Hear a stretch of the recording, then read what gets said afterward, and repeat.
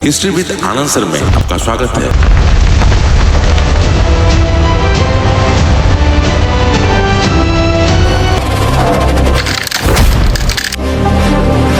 History with Anand sir में आपका स्वागत है।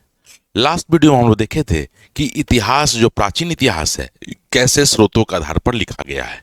आज हम लोग देखेंगे कि प्राचीन इतिहास में स्रोत कितने प्रकार के होते हैं।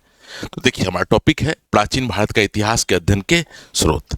देखिएगा, इतिहास के स्रोत को मुख्य रूप से दो भागों में बांटा गया है, पुरातात्विक स्रोत और साहित्यिक स्रोत।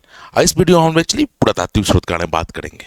सबसे पहले प्रश्न उठता है कि पुरातात्विक स्रोत कहते किसको है।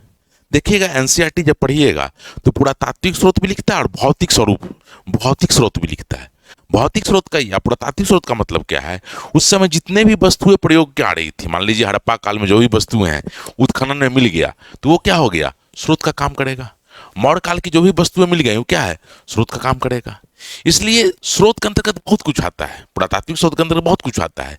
जैसे एग्जाम्पल के लिए हम बोले औजार, अस्त्र शस्त्र, मृदभांड, सिक्के, मूर्तियां, महल इत्यादि, मतलब जितना आप समझ सकते हैं उस समय का जो भी अवशेष बचा हुआ है वो क्या है, पुरातात्विक स्रोत है।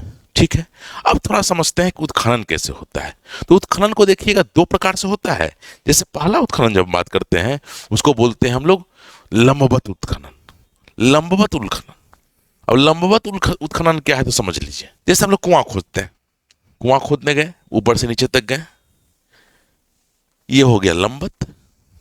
अब इसका फायदा क्या है, क्या होता है, कोई भी सप्ताह, इसको ऐसे समझिए, मान लीजिए हम ऊपर से नीचे जा रहे खोदते हुए, लेयर 1 है, लेयर 2 है, लेयर 3 है। लेयर 3 पर हमको ए मिल गया, लेयर 2 पर अल्फा मिल गया और लेयर 1 पर बीटा मिल गया। कोई पूछेगा इसमें सबसे पुराना कौन है, तो हम एक आराम से बोल सकते जो सबसे नीचे दबा हुआ है वो सबसे पुराना होगा, क्योंकि कोई भी सप्ताह बसती है तो उसके ऊपर आकर बसती है, फिर उसको कोई भी अगली सप्ताह क्या उसके ऊपर आकर बसती है, तो सबसे पुराना ये हो गया, उसके बाद ये हुआ और उसके बाद ये हुआ। तो लंबवत उत्खनन से क्या मिलता है कि कौन इतिहास में कौन सा संस्कृति पहले आया कौन सा बाद आया वो पता चल जाता है। जैसे देखोगे हड़प्पा सप्ताह के क्षेत्र में ही कहीं कहीं वैदिक का उत्खनन हुआ है तो वैदिक क्षेत्र ऊपर मिलता है और हड़प्पा उसके नीचे मिलता है।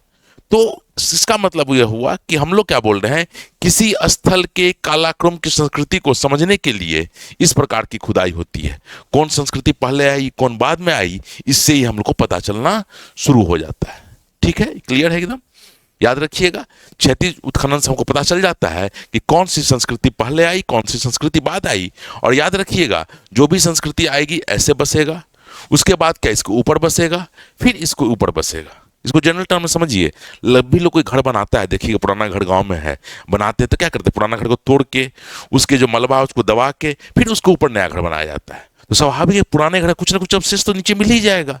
इसलिए याद रखिएगा, जैसे हम उत्खनन करेंगे और ऊपर से नीचे जाएंगे तो सबसे नीचे की जो संस्कृति होगी सबसे पुरानी होगी और सबसे ऊपर की जो संस्कृति होगी सबसे नई होगी। ये हुआ लंबवत उत्खनन का फायदा।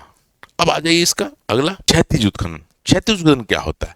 क्षैतिज उत्खनन का मतलब है जैसे तालाब खोदते हैं, जैसे मान लीजिए इतना दूर खोदे और इसी लेवल पर खोदते चले गए हम पूरा, तो अब इसी लेवल पर पूरा खोदते चले जाएंगे तो मान लीजिए एक संस्कृति है और इसको एक लंबा ढंग से खोद दिया गया है तो क्या होगा, उसके बारे में हमको विस्तृत अध्ययन पता चलेगा। एक बड़ा क्षेत्र का उत्खनन होगा, मान लीजिए 3 किलोमीटर 4 किलोमीटर का रेंज में खोदे हैं उसी लेयर पर, तो उस संस्कृति का एक एक चीज समझ में आ जाएगा क्या हो रहा है और क्या नहीं हो रहा है।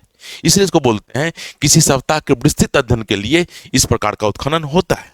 लेकिन इंडिया में क्या है ना कि चूंकि भारत में उतना पैसा नहीं उत्खनन के लिए, इसलिए देखिएगा क्षैतिज उत्खनन बहुत कम होता है, जबकि देखोगे कि ऊर्ध्वाधर उत्खनन अधिक होता है। ठीक है, तो ये था उत्खनन से संबंधित एक बेसिक जानकारी। नेक्स्ट वीडियो में हम लोग साहित्यिक स्रोत के बारे में जानने का प्रयास करेंगे। धन्यवाद।